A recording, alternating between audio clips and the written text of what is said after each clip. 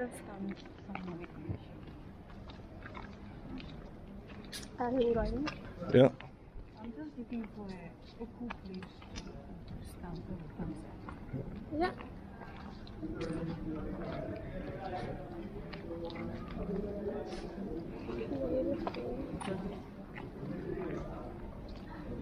Dodałam rozerwę. Halmy dungeon. Dema. Maze dungeon.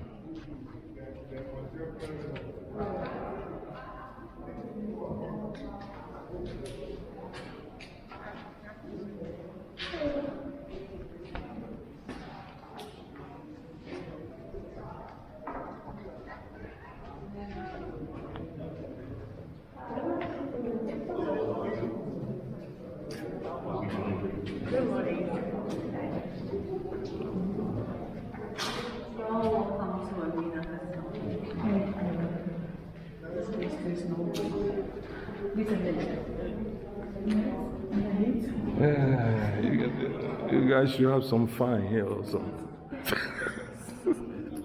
This is pretty cool. Yeah. You should have some fine or air conditioning. For the, But I guess it takes away from the experience. yeah, I know. It's this hot in here. We're like what, 50 people? It's very hot. I tell you. Oh, I guess that's why it's blue stripes. You got that from outside, right? Oh, you bought it when you got it. Yeah.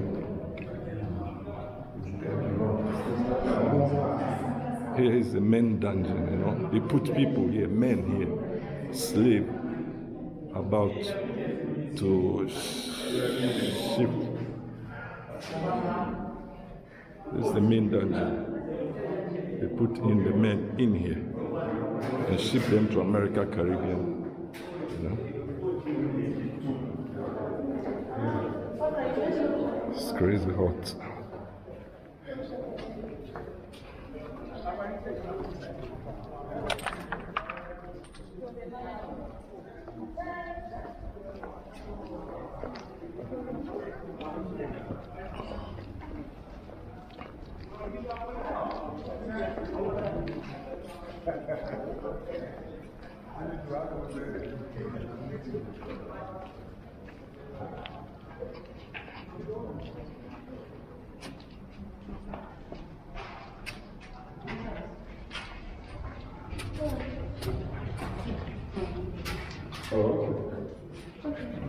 Which direction? I'm standing here. Okay.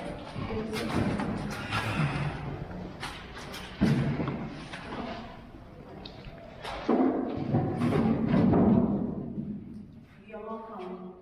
My name is Cynthia, and I'll be with her. Alright, so this morning, our tour is going to be a walk-in tour. We'll be going to the female slave dungeon, the room of no return. We'll have a feel of the two cells we have down here, and later go upstairs and have a look at the rest of the place. But before we do all those things, I'd like to share with you a brief history about the castle. Alright, so first of all, this... Sorry, before we continue, are you okay with being videoed and recorded? Yeah, you can do it. Thank you. Alright, so first of all, this castle here was built by the Portuguese in 1482, but they arrived here in 1471, purposely to trade and spread Christianity. So they came along with some European goods like guns, gunpowders, iron bars, used clothes, tobaccos, alcohols, and other goods to trade with the gold, ivory, spices, and artifacts from the local people. During that period, there was nothing like currency. So the system of trading was barter trading system. That's they exchanged what they brought with the local people. So the purpose of this castle here was to serve as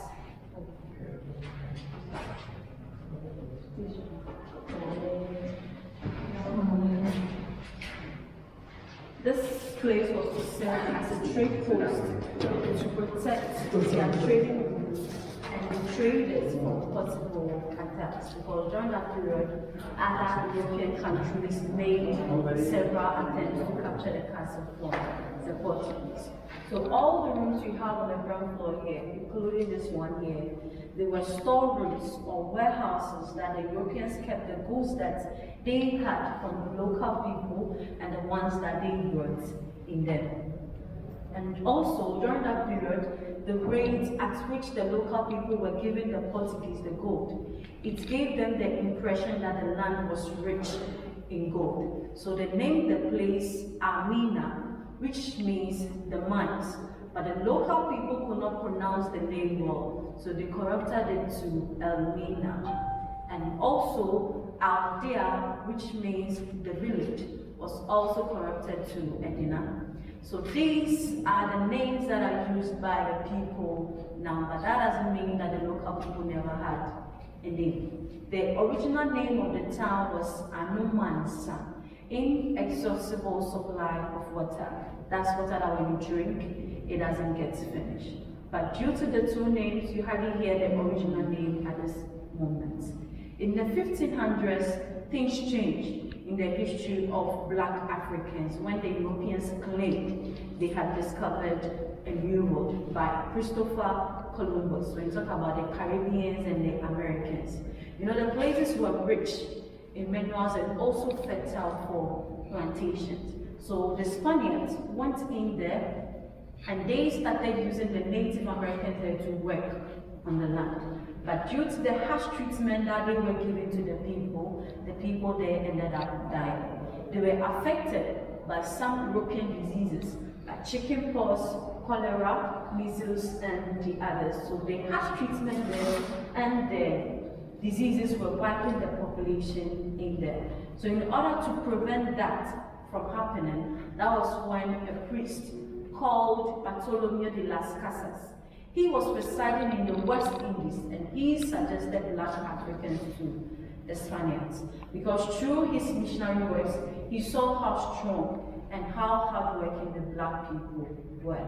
And also, the Black people were taken to Portugal and Spain in 1441 when some Portuguese explorers came to West Africa. And when they were going back, they went along with some Africans with an excuse that they are going to train them as missionaries to interpret languages and to serve as witnesses that a time came that they came to West Africa. But when they got there, things changed and they started using them as slaves working in their palaces. But how they were treating them was totally different from when the transatlantic slave trade began. So in 1510, the Spaniards went to Spain and got some of the Black Africans to be tried in Hispaniola. And after the trial, they realized that indeed what the priest said was true. They were strong and they could stand the climate change in there. They went further by putting up 4 Native Americans together. Their strength were equivalent to 1 Black person. So in 1518, Emperor Charles V of Spain authorized a direct shipment of 15,000 Africans from Africa to Santo Domingo under a special license called the Asiento Agreement, and that period marked the beginning of the transatlantic slave trade. So the warehouses were converted to dungeons, and they started enslaving Africans in them.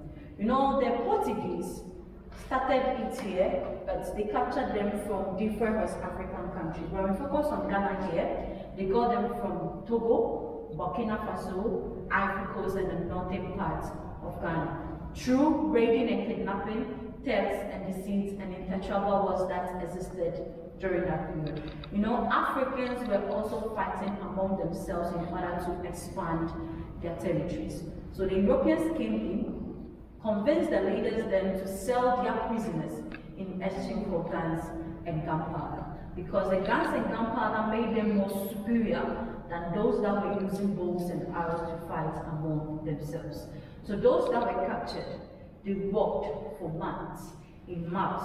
So when they got to Asin-Manso, where we have the slave river, they lodged there, they shaved their hair, gave them bath and also applied oil on their skin to cover up the wounds that they had when they were coming. They gave them food for a couple of days, for 3 days to 4 days, for 3 times to 4 times. So at the end of the period that they spent there, they were able to gain back the strength that they lost. And also the Europeans wanted them to look good in the eyes of the buyers.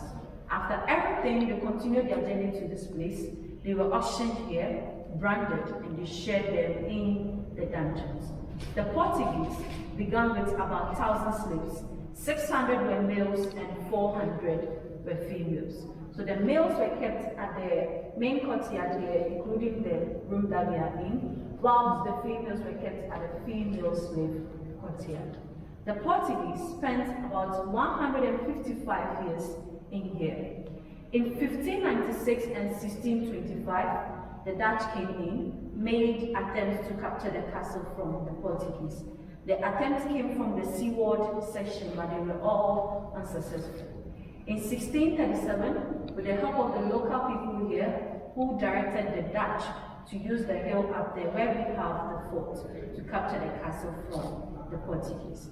And at the end of the 3 days war, the Dutch succeeded in that.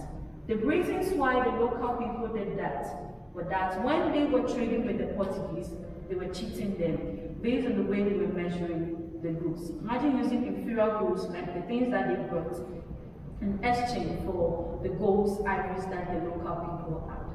They also signed an agreement called the Regimental Agreement. It prevented them from trading with other European countries. So those that were caught in the act, they were whipped and they lost their ears for the first attempt, and the second attempt, they were killed. A lot of them too were not in agreement with the slave trading that was going on in here, because anytime they wake up, they'll be seeing dead bodies at the shores, questioning what was happening in here. So they helped the Dutch out with the hope that things might be better here, like the Dutch really was. When they came in here, they saw how profitable the Portuguese made from the slave trading. So they also continued with that. But before that, through the attacks, they bombarded some areas. So the Dutch repaired all those areas and added extra structures to the castle. And because they could not fulfill what the local people wanted, they added the forts and watchtowers to protect themselves from any other attack. So they spent 235 years here. Wow. In 1807 and 1814, the British and the Dutch made attempts to abolish the slave trading, but it was just a mere paperwork thing that they did. In reality, they were practicing illegal slave trading. In 1833, the slave trading was abolished by the British in Britain, but never affected the rest of the European countries. So the 1860s and 1870s, that was the period when everything came to an end. Due to that, this castle here was no more profitable to the Dutch. So they sold it to the British in 1872. The British were already at Cape Coast, and they were using that place for their trading activities. But when they came in here, they used the place to serve as their sub-administrative center. During the Second World War, they recruited Africans from all over the British West African countries, except Liberia, to fight in Burma and India. And after the World War in 1948, they used the place to serve as a police training school. And they spent 85 years in here. And when Ghana gained independence in 1957, they handed everything, moving this castle to Ghana. Ghana is now 68 years still counting. So in total, the structure here is 543 years. Wow. Any questions? Yeah. Can we start it?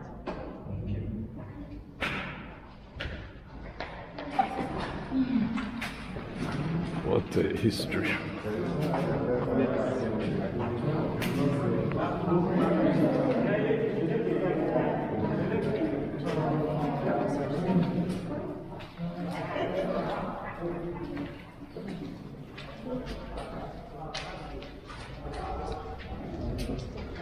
Yoruba? Ban?